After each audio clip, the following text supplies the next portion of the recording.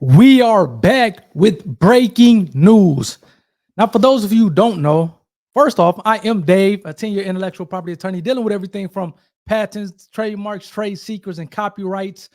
And if you guys have been following me, I've been kind of covering this Isaac Hayes, Donald Trump copyright lawsuit. I made a video maybe 3 or 4 weeks ago to kind of break the fact that he was Isaac Hayes III, which is the heir, the son of Isaac Hayes, who unfortunately is kind of now gone and passed on.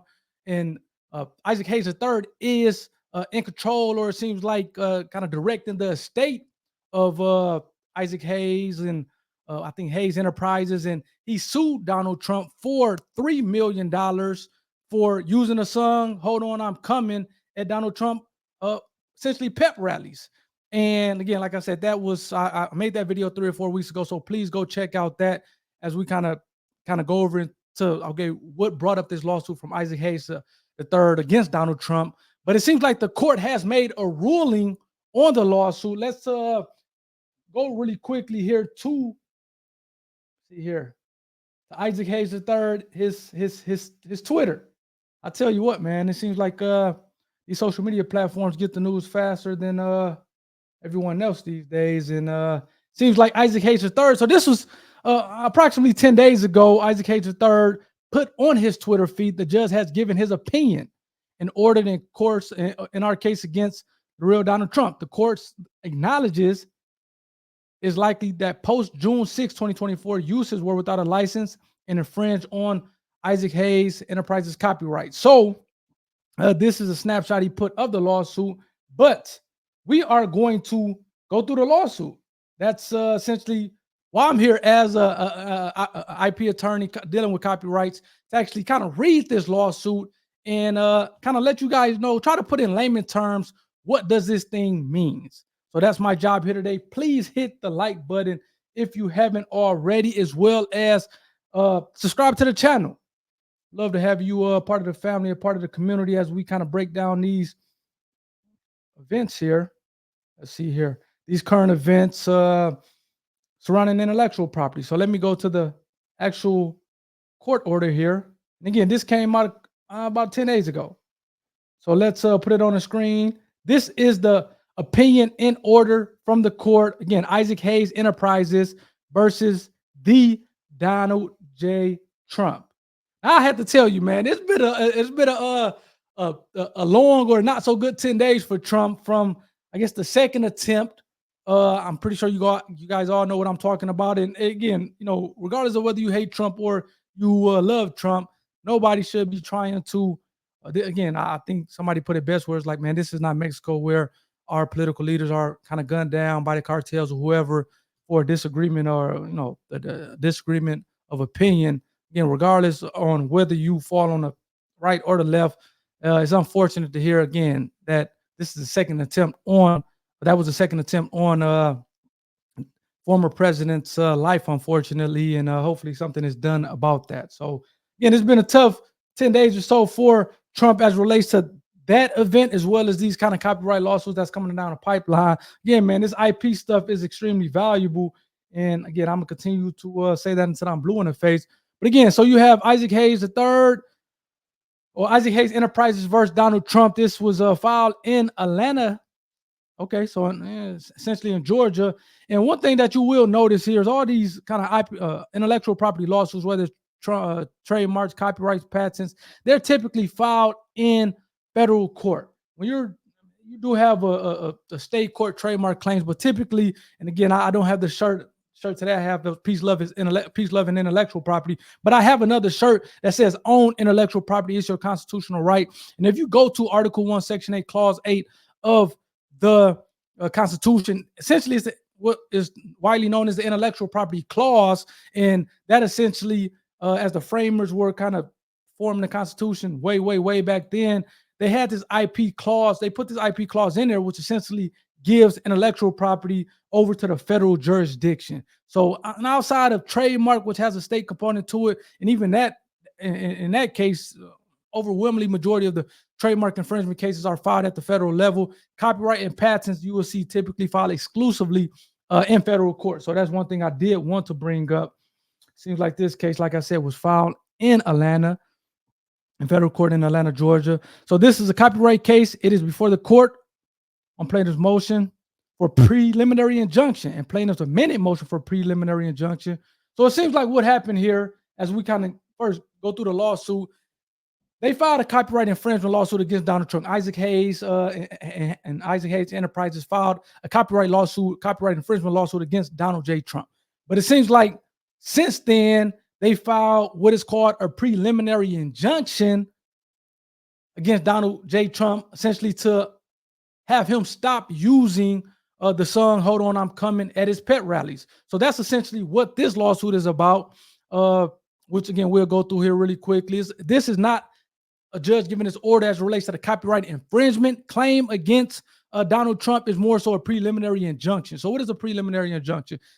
You're asking the court, when you're filing a preliminary injunction in court, you're asking the court to have the other side stop doing something. In this case, Isaac Hayes Enterprises wants Donald Trump to stop essentially playing the song "Hold On, I'm Coming" until this whole copyright lawsuit is filed, because without this preliminary injunction, as the copyright case is still going on, Donald Trump can still kind of play this music or play this song at his pet rallies. I call it a pet rally. I shouldn't say that, but essentially, effectively at his pet rallies. And Isaac Hayes and Isaac Hayes Enterprises is saying, hey, hold on, we were trying to file a preliminary injunction against Donald Trump. So court, you can tell him to stop using our song at the pet rallies. That's essentially what this order or this motion that Isaac Hayes filed against Donald Trump. And this is essentially what the court is ruling on in this particular matter, in this order that we are going to read. So let's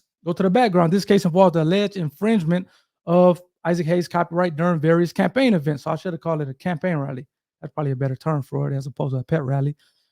Isaac Hayes Enterprises alleges that it has an ownership interest in the copyright to the words and the music of the song "Hold On, I'm Coming."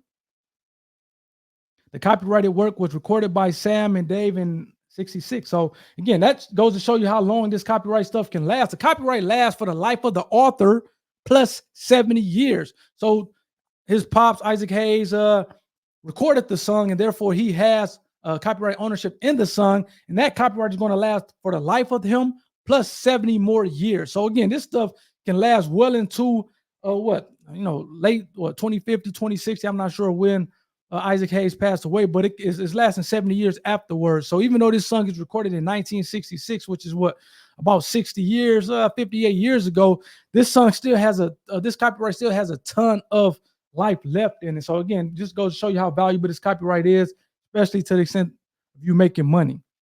So let's pick up here. The recording peaked at #1 on Billboard Hot R&B Singles Chart and at number 21 in the Billboard Hot 100. So it's essentially a wildly popular song, hence why Donald Trump is using it at his pet rallies. The copyright on the work was originally registered in 1968 and then renewed on 1996. Nice. So Donald Trump is the Republican nominee for the president. Donald Trump is the campaign organization that is, or defendant Donald J. Trump for President 2024 Inc. is the campaign organization that is seeking to get defendant Trump elected in the upcoming election. The copyrighted work has been regularly performed at various campaign events supporting Trump since 2020. The plaintiff essentially Isaac Hayes asserts that the defendants or Donald Trump have hosted and or sponsored events in which Isaac Hayes' copyright was allegedly infringed.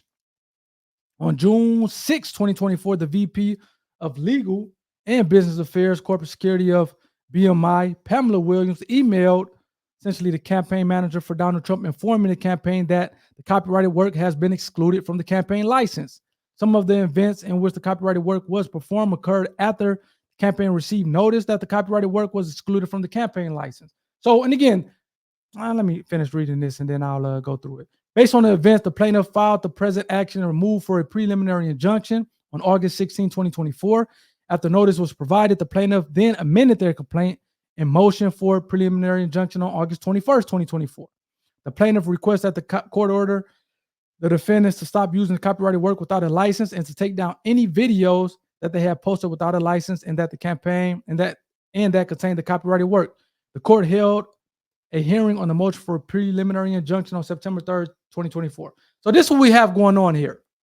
So it seems like and again, we'll get through it as we kind of continue reading the order here. Seems like Isaac Hayes signed over rights to the copyright to essentially a third-party company, let's just say. And that third-party company was working with BMI to, essentially be able to distribute the song. And then it seems like at some point in time, Isaac Hayes and the company, the Isaac Hayes Enterprises, got ownership of the copyrighted work back. And then now they were essentially at least partial owners of the copyrighted work or the song, Hold On, I'm Coming. It seems like at some point in time. Then, as the court said, on June 6, 2024, Isaac Hayes, through his counsel or representation, reached out to the campaign manager of BMI and saying, hey, we want you guys to stop using essentially the song Hold On, I'm Coming. Because it seems like the campaign manager is not dealing with Isaac Hayes or anybody in particular. They're dealing with BMI. And that makes sense, right? If I want to get access to play music, I don't want to have to go through every individual person that owns the music. Now, to the extent that they have 100% ownership in the copyright, then you will have to do that. But to the extent that BMI can essentially allow others to use copyrighted work, then in this case, the campaign manager for Trump or the Trump campaign is going to go to BMI. And that's essentially what happened here. The campaign manager went to BMI. BMI granted them, Trump's campaign manager, this license to be able to play this music. And then it seems like since Isaac Hayes Enterprises, since they still had ownership of the music, to the extent that they wanted to have Donald Trump stop using that music, they had to write a letter and give it to Donald Trump. And that's essentially what happened. So on June 6, 2024, which is what the court had that date that the court put in this letter, they gave that letter to Donald Trump's campaign manager and saying, hey, Isaac Hayes III or Isaac Hayes Enterprises want you to essentially stop using the song Hold On, I'm Coming in your essentially campaign rallies. So again, we're going to go off into it a little bit as we continue to read on, but that's essentially or effectively what happened. Trump actually had the right to use this song as he was dealing with BMI. And then again, since Isaac Hayes Enterprises, since they end up getting ownership of the copyright back, they were able to send a letter to Trump campaign manager to have them stop using the song. And that's essentially what happened. Now, if Isaac, and this goes to show you how important this copyright stuff is, because if Isaac Hayes Enterprises didn't own the copyright, then they couldn't have stopped Trump from using a song. But since they end up getting that copyright back at some point in time, they were allowed, even though kind of Trump was dealing with BMI, they were still allowed to assert their rights in the song to say, hey, no, we don't mess with Trump like that. We don't want Trump to use the song at his campaign rally. So that's the value of intellectual property. And this is effectively the Cliff Notes version of what happened. So we're going to skip the legal standard because I think that's some boring stuff. Let's go to the likelihood of success on the merit. So to establish copyright infringement, 2 elements must be proven. Now, this is important. Number 1, you have to have an ownership. And I'm going to say it again. Ownership of a valid copyright must exist. And I'm a wink. And I did a video on, I guess, Nelly and the St. Lunatic suing Nelly. I put that out last week, and they sued Nelly essentially for copyright infringement. Now, do they have a valid copyright? I'm not even sure. But as we saw here, and when you're trying to prove copyright infringement, you have to have 2. You have to, number 1, have ownership of a valid copyright, and 2, the copying of constitute elements that the work are original.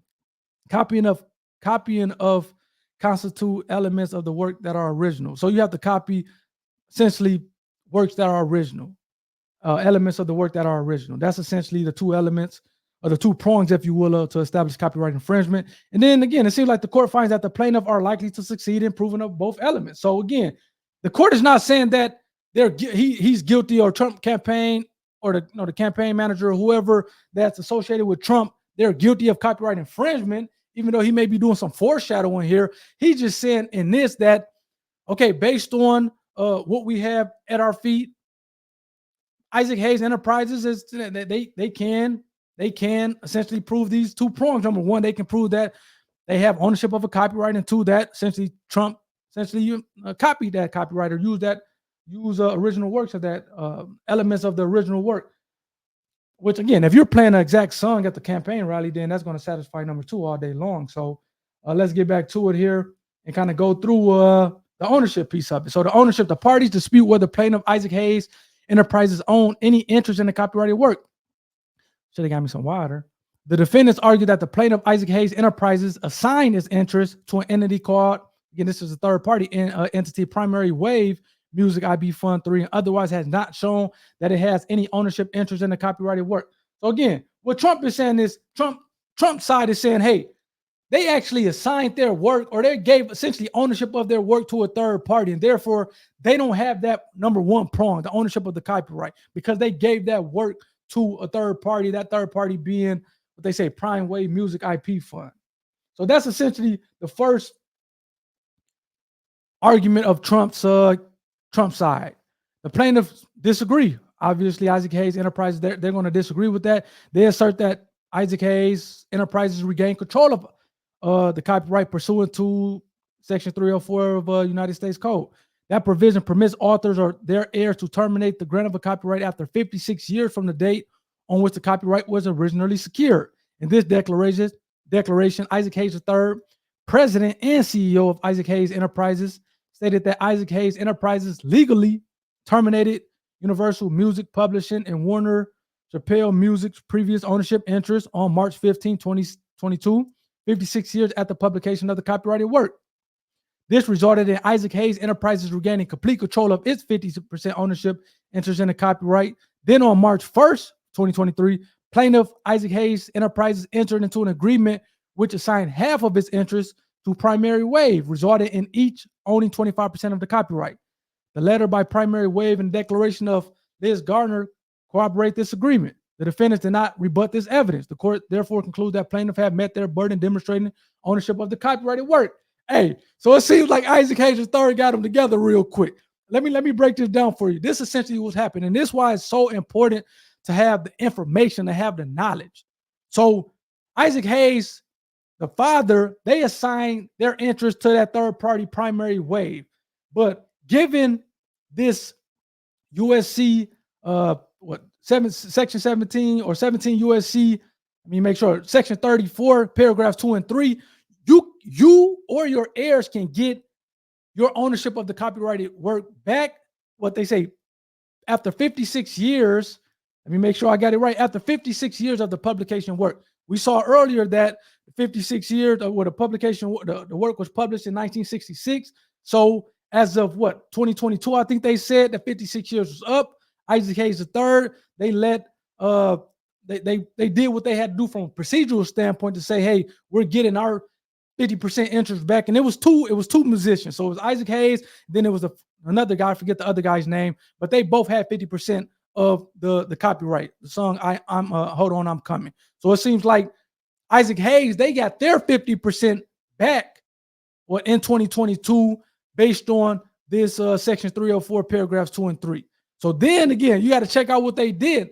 But then now they gave half of their, so they still kept 25%, but they gave half of it to, I think, the same company. So they still assigned 25%, and that's so that they can still, the company can, that third party company can go make money, get distribution, essentially like a distribution deal. They gave them 25% for distribution of the actual song, but they kept that 25%, which was extremely important, because if Isaac Hayes Enterprises didn't keep that 25%, then they wouldn't have ownership of the copyright, and therefore they wouldn't be able to stop Donald Trump from using a song. But that's essentially or effectively what that paragraph was saying when they're saying, hey, based on that section 304, paragraphs 2 and 3, after 56 years of the publication of the work, which again ended in 2022, Isaac Hayes Enterprises got their 50% ownership back. Then the following year of 2023, they entered into an agreement with Primary Wave to give them 25% of the copyright, essentially for distribution,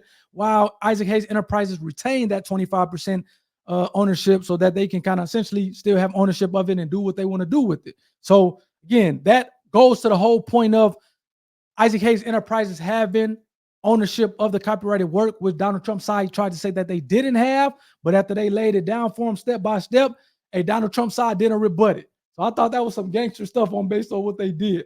So let's go, let's see what else good stuff we can find in this thing. So then let's go to the copying. So the defendants do not contest that they have been using the copyrighted work. So essentially, Donald Trump said, yeah, we've been using it. Instead, they argued that they have a license to use the song and that the use of the copyrighted work and the videos they have posted constitute fair use. So they're trying to say they have a license to use the song and that essentially the copyrighted work and the videos are fair use. And when all else fails, use fair use. I'm not saying it's going to work all the time, but that's definitely a defense that you have to kind of throw at the wall. So the court saying, as to the license defense, the defendants have provided a copy of a BMI music license for political entities or organizations that authorize Donald Trump use of the copyrighted work.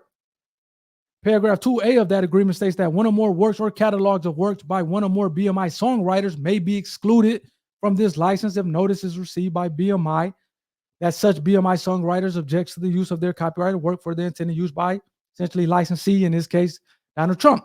Pursuant to that provision, BMI emailed the defendants a letter on June 6, 2024 that one of the songwriters for the copyrighted work objected to the defendant's use and that it was excluded from the agreement effective immediately. Despite that, the defendants continued use of the copyrighted work at its events after June 6, 2024. Thus, the court finds that it is likely that the plaintiffs will be able to show that the post-June 6, 2024 uses were without a license and infringe on Isaac Hayes Enterprises copyright. The court cannot rule on the defendant's claim of fair use essentially at this time. So what are they saying? Because this is some important stuff as well. So they're saying that, and again, BMI, again, Trump actually did the right thing. He entered into an agreement with BMI. But as part of that agreement, the agreement had a clause to essentially say that if one of the copyright owners do not want you to use the copyrighted work anymore, as long as they let you know by writing, they can exclude you from using the work. And in accordance with June 6, 2024, Isaac Hayes, they gave notice to BMI, which essentially BMI gave notice to Trump to say, hey, Isaac Hayes don't want y'all using this stuff anymore. Or Isaac Hayes Enterprises don't want you using the song, Hold On, I'm Coming.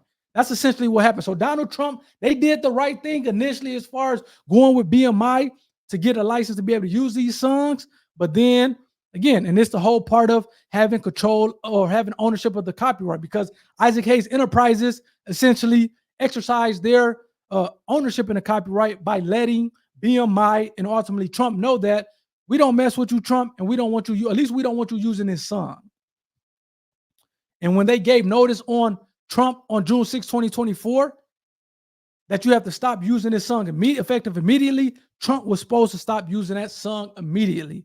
And it seems like somebody dropped the ball intentionally, or they just didn't care on Trump's side because they kept using the song after that June 6, 2024 date. They kept using the song, and as a result of it, that essentially opened them up to copyright infringement. If Trump would have stopped using that song after June 6, 2024, so what, halfway through the year, if he would have stopped using that song at campaign rallies, he's not in this situation right now. But the fact that he kept using the song after June 6 over the last, 3 months, that got him into that copyright infringement realm, and that essentially made him potentially liable for copyright infringement. You guys have to let me know what you guys, number one, if you guys picking up what I'm putting down, but let me know what you guys think about that. Because it seems like that, again, that June 6th date is the key date. If he would have stopped using it, then he would have been good. And the court is saying that the court finds that it's likely that the plaintiffs will be able to show that post June 6, 2024 usage. So it seems like they're saying that he used it without permission or a license June 6, 2024, and he used it without permission, and therefore he can be liable for trademark infringement. I'm not going to go over the irreparable harm prong, but essentially irreparable harm is saying that when you're trying to file a preliminary injunction against another side to have the court tell them to stop doing something, you have to show the court that we will have irreparable injury. And that irreparable injury or irreparable harm is pretty much saying that, hey, money is not going to fix this. Our harm that our business is going to suffer as a result of them the other side keep doing this. So if Trump keeps playing our song, our business is going to suffer, and you awarding us money at the end of the lawsuit is not going to fix the harm that our business has suffered. And the court essentially, they sided with Isaac Hayes Enterprises on this as well. Trump is a polarizing figure, and they're saying, hey, Isaac Hayes III, their side argued that, man, hey, the fact that they think that we associated with him or we are essentially in bed with Donald Trump is hurting our business. It continue to hurt our business. We'll suffer irreparable harm as a result of it. And therefore, you should order a preliminary injunction to have Donald Trump stop using the song "Hold On, I'm Coming." And that's essentially what the argument was. And the court bought the argument, which I think was probably a good argument, man. And again, I think if Trump wasn't such a polarizing figure, this probably wouldn't have helped. But you either love Trump or you hate Trump. If you say Donald Trump to somebody, you're either going to get mad praise from them, or they're going to say you the worst thing to support that guy. You the worst thing from you are a piece of pretty much.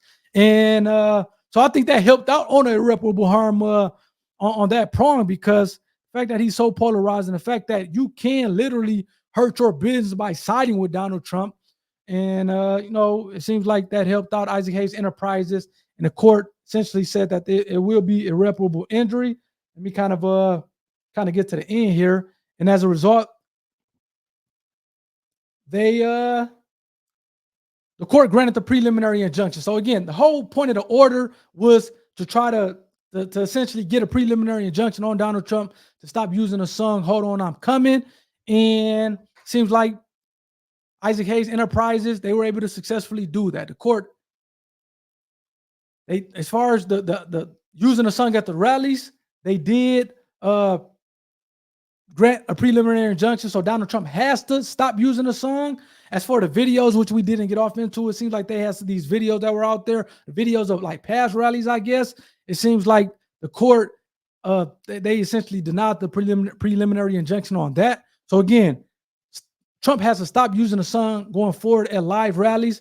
But as far as these videos of former rallies or past rallies that they have, they don't have to take those down. So that's essentially where we stand now. Again, we still have a whole copyright infringement case to kind of get to at some point. But as far as this preliminary injunction, I definitely agree that this was a big win for Isaac Hayes Enterprises. I can't wait to hear more as we get off into the arguments and see what ends up happening. It doesn't look like, at least at this point in time, Trump has appealed the decision. So, it looks like this is going to stand. You guys have to let me know what you guys think about this in the comment section. And please hit a like give a like to this video and subscribe to your boy.